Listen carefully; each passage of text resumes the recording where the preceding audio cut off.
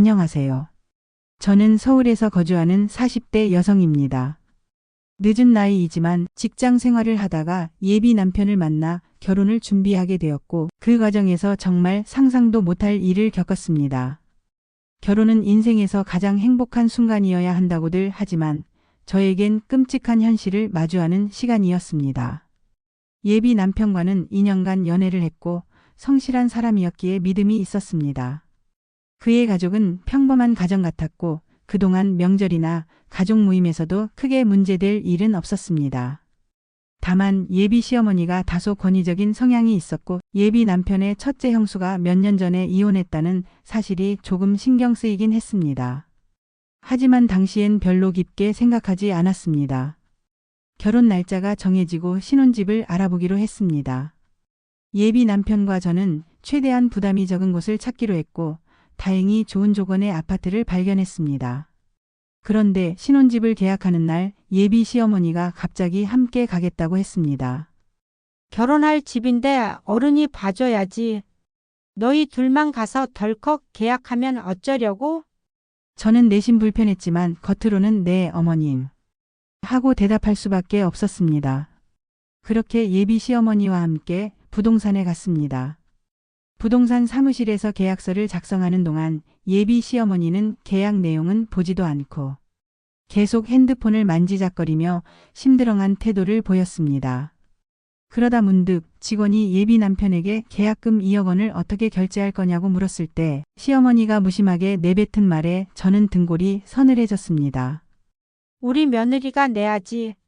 내가 계약금까지 내줄 거야? 순간 사무실 안이 얼어붙었습니다. 예비 남편은 당황한 듯 했고 저는 너무 놀라 아무 말도 나오지 않았습니다. 네? 어머님 무슨 말씀이세요? 그러자 예비 시어머니는 피식 웃으며 태연하게 말했습니다.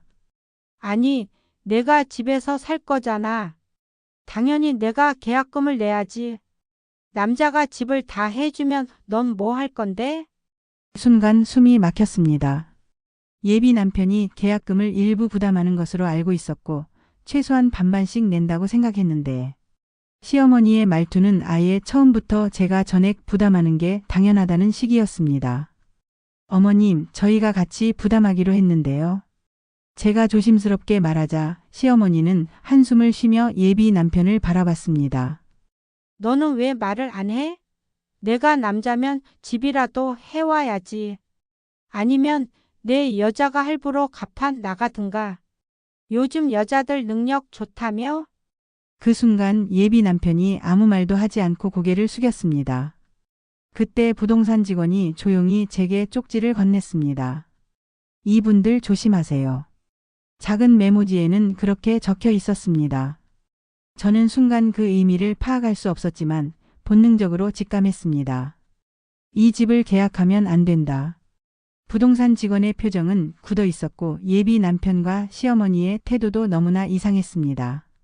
저는 그날 계약을 하지 않았습니다. 그리고 집으로 돌아온 후 고민에 빠졌습니다. 이게 단순히 시어머니가 오지랖을 부린 걸까? 아니면 무언가 더 있는 걸까? 생각하면 할수록 찜찜했습니다. 그리고 그날 밤 저는 몇 년 전 이혼한 예비 남편의 첫째 형수를 떠올렸습니다. 예비 남편과 연애하던 시절 몇 번 가족 모임에서 그 형수님을 만난 적이 있었습니다. 당시 형수님은 차분하고 좋은 분 같았지만 어느 날 갑자기 이혼했다는 소식을 들었습니다. 그리고 그 뒤로는 예비 남편의 가족들이 형수님 이야기를 전혀 하지 않았습니다. 당시 저는 그냥 부부 사이에 문제가 있었겠지라고 생각했지만 지금 와서 보니 뭔가 이상했습니다. 형수님은 왜 이혼했을까?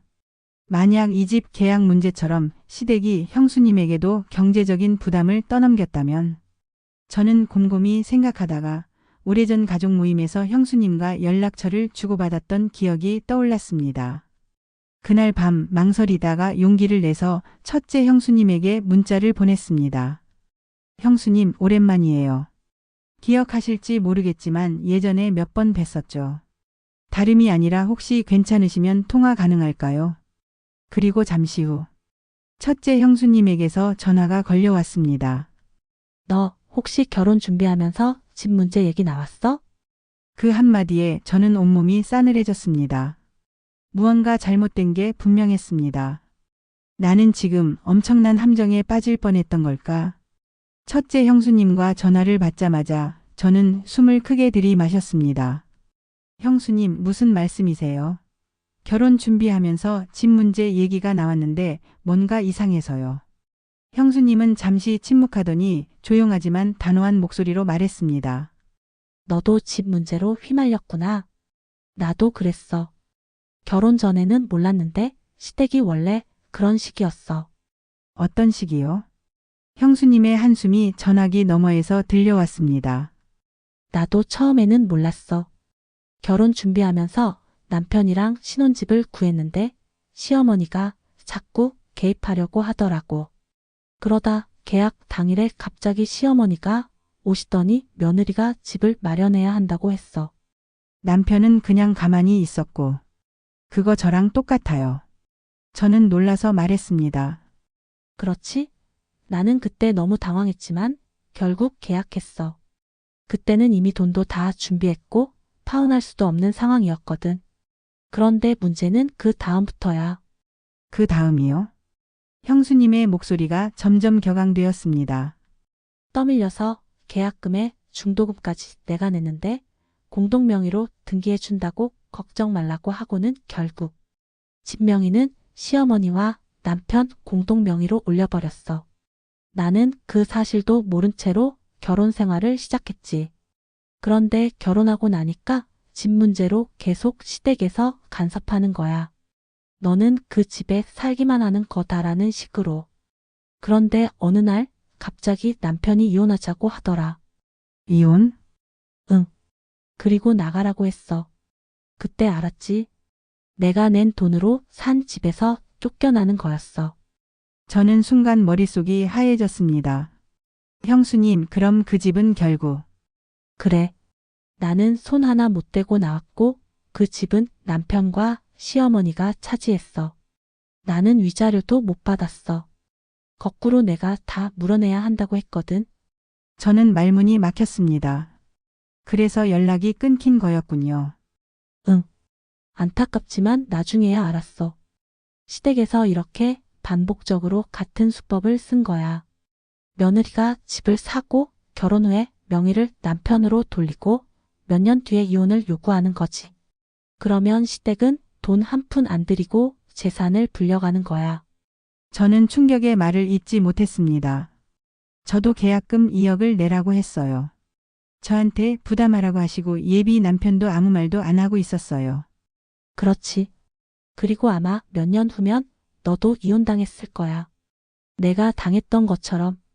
그 말에 저는 소름이 끼쳤습니다. 형수님, 저 어떻게 해야 할까요? 형수님은 한참을 고민하더니 조용히 말했습니다. 지금 당장 이 결혼 다시 생각해봐. 그리고 혹시 모르니까 녹음해둬. 녹음이요? 너랑 시댁이 대화하는 걸 다 기록해둬. 그래야 나중에 말 바꾸는 걸 막을 수 있어. 형수님의 조언을 듣자 저는 가슴이 뛰기 시작했습니다. 알겠어요. 형수님, 저 도와주셔서 정말 감사해요. 너만큼은 나처럼 당하지 않았으면 좋겠어. 그렇게 전화를 끊고 나자 저는 손이 부들부들 떨렸습니다. 이대로 결혼을 진행할 수는 없어. 그리고 저는 예비 남편에게 전화를 걸었습니다. 여보, 우리 잠깐 이야기 좀 할 수 있어? 응, 무슨 일이야? 저는 최대한 침착하게 말했습니다. 신혼집 계약 말이야. 우리 다시 얘기해봐야 할 것 같아. 솔직히 계약금을 나 혼자 부담하는 게 말이 안 된다고 생각해.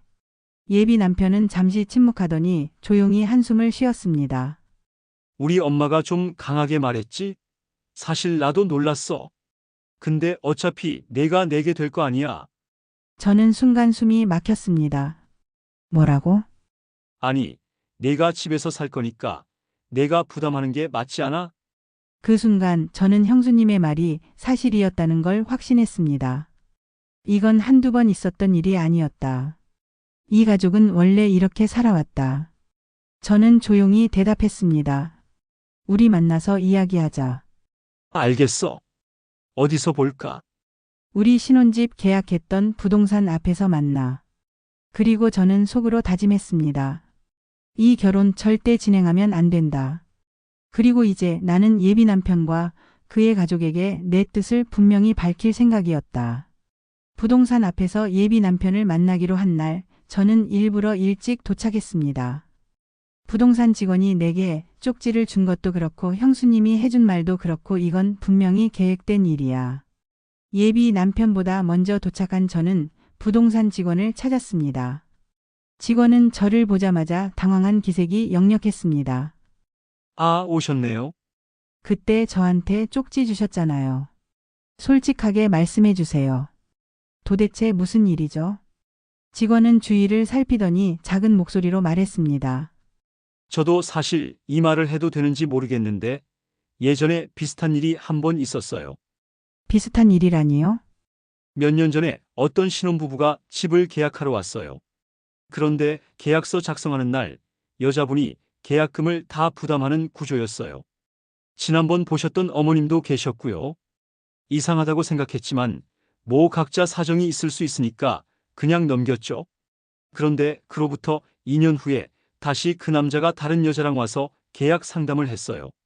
그때 같이 왔던 첫 번째 부인은 없었고요. 저는 심장이 덜컥 내려앉았습니다. 혹시 그때 그 사람이... 직원은 저를 빤히 보더니 조용히 말했습니다. 네. 고객님과 결혼하려는 분의 형제인 것 같아요. 숨이 턱 막혔습니다. 형수님이 말했던 그 패턴이 정확히 반복된 것이었습니다. 집을 계약할 때 여자가 부담하게 만들고 몇 년 뒤에 이혼해서 집을 차지하는 수법. 저는 손을 꽉 쥐었습니다. 그럼 그때 계약했던 첫 번째 부인은 결국 집을 못 가져갔나요? 네. 계약서는 분명 공동명의였는데 나중에 법적으로 어떻게 됐는지는 몰라도 결국 남자분이 그대로 살았어요. 그리고 몇 년 지나서 다시 새 부인과 집을 보러 오셨죠. 순간 온몸이 떨렸습니다. 이걸 왜 이제야 말해 주셨어요? 직원은 한숨을 쉬었습니다. 저도 그때는 깊게 생각하지 않았어요. 그냥 사연이 있겠거니 했죠. 그런데 이번에 고객님이랑 상담하면서 상황이 너무 비슷해서 직감적으로 이건 뭔가 있다 싶었어요. 그 순간 밖에서 예비 남편이 걸어오는 모습이 보였습니다. 저는 심호흡을 했습니다. 이제 끝을 봐야 해. 예비 남편이 다가오며 인사를 건넸습니다. 뭐야, 나보다 먼저 와 있었네? 저는 차갑게 대꾸했습니다. 여기 앉아. 우리 할 얘기 많아. 예비 남편은 제 표정을 살피더니 뭔가 이상함을 감지한 듯 했습니다. 왜 그래? 무슨 일인데 그렇게 심각해? 저는 녹음기를 켜고 조용히 말했습니다. 집 계약 관련해서 다시 생각해 봤는데 난 계약금을 혼자 낼 생각이 없어. 예비 남편의 얼굴이 굳어졌습니다. 갑자기 왜 그래? 우리 결혼 준비 다 끝난 거 아니었어?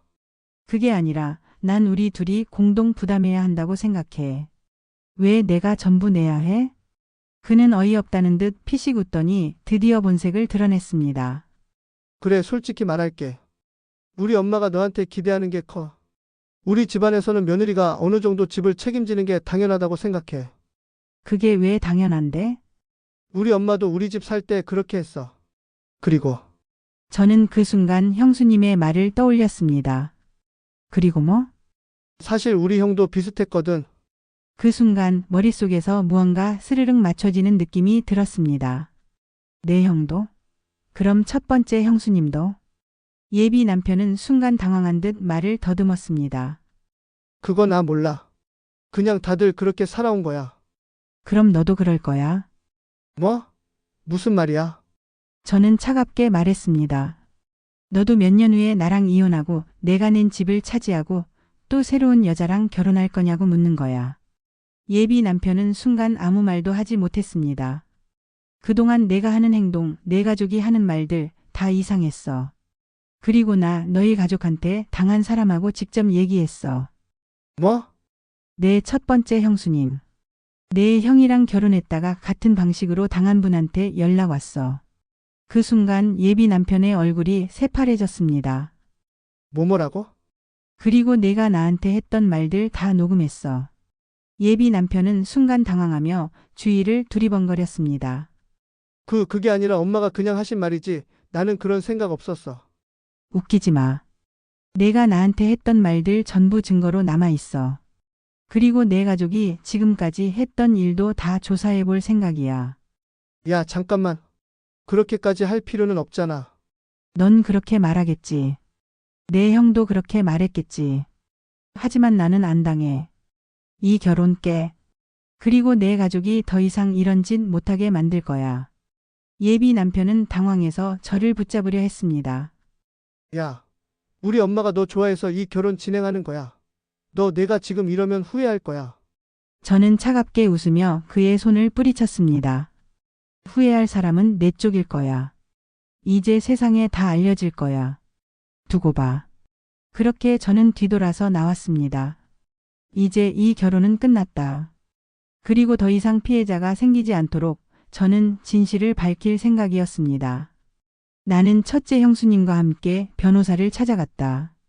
형수님은 처음에는 소극적이었지만 가 이대로 당하고만 있으면 안 된다라고 말하자 결심을 굳혔다. 사실 저도 변호사 상담 받으려 했었어요. 근데 너무 지쳐서 그냥 포기했었죠. 나는 단호하게 말했다. 이제라도 되찾아야 해요. 저들이 우리를 이렇게 이용해 먹게 두면 안 돼요. 형수님은 결연한 표정을 지었다. 변호사를 만난 우리는 첫째 형수님의 이혼 당시 재산분할 문제와 계약금 및 중도금 편취, 사기를 두고 법적 대응을 준비했다. 변호사는 서류를 검토하더니 고개를 끄덕였다. 이건 충분히 승산이 있습니다. 첫째 형수님은 당시 재산분할 청구를 포기한 것이 아니라 심리적 압박과 기망속 임수로 인해 명예에서 빠진 것으로 보이네요. 그리고 이쪽 사연도 부동산 계약서와 녹취록만 확보하면 입증이 어렵지 않겠습니다. 나는 신중하게 물었다. 만약 승소하면 어떻게 되나요? 변호사는 미소를 지었다. 첫째 형수님의 경우 이혼 당시 부당하게 재산을 빼앗긴 것이 인정되면 집을 다시 공동명의로 돌릴 수 있고 당시 계약금과 중도금 또한 돌려받을 수 있게 되며 시댁 측이 형수님에게 손해배상을 해야 합니다. 그리고 님의 경우는 예비 남편과 시모가 공모하여 사기죄 혐의는 성립되지만 선사례가 있기 때문에 앞선 손해배상에 가중될 수 있도록 해보겠습니다. 나는 속이 뻥 뚫리는 기분이었다. 당장 진행해 주세요. 그렇게 우리는 함께 소송을 걸었다. 몇 달 후 법정에서 최종 판결이 나왔다. 첫째 형수님의 소송은 이혼 당시 명예 변경이 부당했음이 인정되어 재산분할 재조정되었고 위자료 및 손해배상금 또한 지급받는 것으로 결론이 났다고 한다. 내 경우는 직접 사기를 당하진 않아서 사기죄로 성립하기는 어려웠다고 한다. 하지만 나의 SNS의 열띤 홍보로 인해 남편 회사는 공식 입장은 내놓았지만 결국 남편을 회사에서 내보냈다고 하였다. 시모 또한 결국 형수와 내 소송으로 돈이 바닥나고 다른 가족들에게도 외면받았다고 한다. 판결까지 난 후 나는 법원 앞에서 첫째 형수님과 함께 웃었다. 정말 우리가 이겼네요. 형수님은 눈물을 흘리며 말했다. 이제야 끝났어요. 너무 고마워요. 나중에 내가 제대로 일어서면 우리 꼭 같이 좋은 곳에서 밥 한 끼예요. 나는 힘껏 고개를 끄덕였다. 야, 너 그 자식 SNS 봤어? 친구가 보내준 링크를 열어보니 예비 남편이었던 사람의 SNS에 이런 글이 올라와 있었다. 나는 이제 아무것도 없다. 다들 조심해라. 가족이라는 이름으로 속였던 내 잘못이다. 나는 피식 웃었다. 그래, 내가 만든 일이잖아. 알아서 잘 살아라. 그리고 나는 첫째 형수님과 함께 커피를 마시며 조용히 웃었다. 우린 이제 제대로 다시 시작하면 돼요.